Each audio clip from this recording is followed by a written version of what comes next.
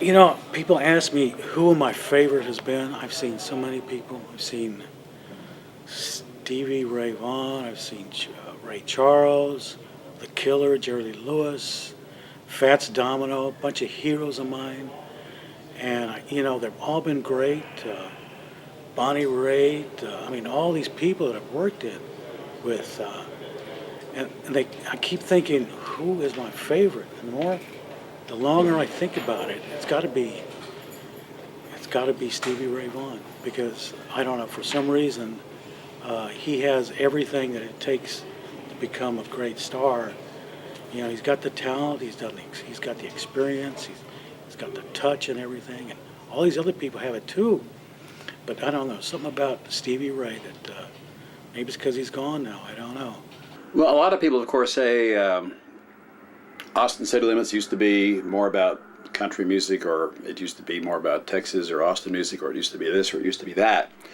But the truth is, and I'm not trying to take personal credit for this, but in my very first year as producer, which was season 4, I booked Tom Waits, and I booked the Neville Brothers and Dan Del Santo, and I tried to do things that hadn't been done up to that point in just the first 3 years of the show's history.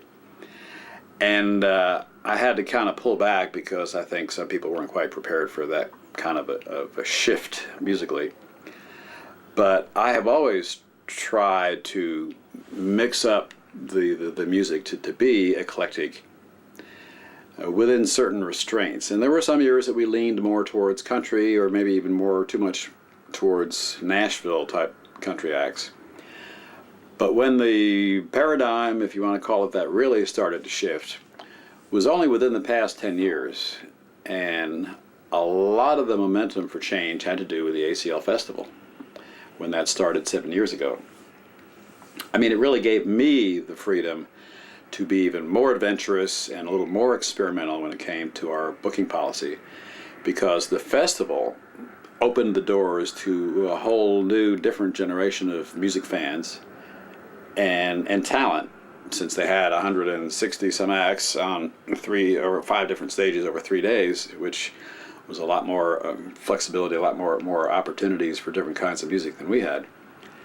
So I started booking more of the indie acts, reaching out beyond not only the city limits, but the United States limits, to bring in talent from wherever, whether it was the Buena Vista Social Club, the guys from Cuba, or the first ever reggae show that we did with Damian Marley, most recently Gnarls Barkley, Juanes, more Latino acts, and not only from the U.S. but from beyond.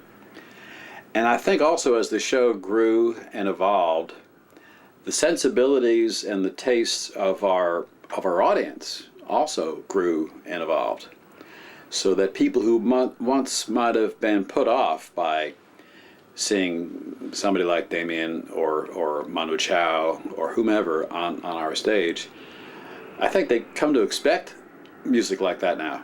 They'll tune in wanting to discover somebody or something new. Become a Docublogger. Log on to Docubloggers.org to share your opinions and story ideas, or get out your camera and create your own Docublog.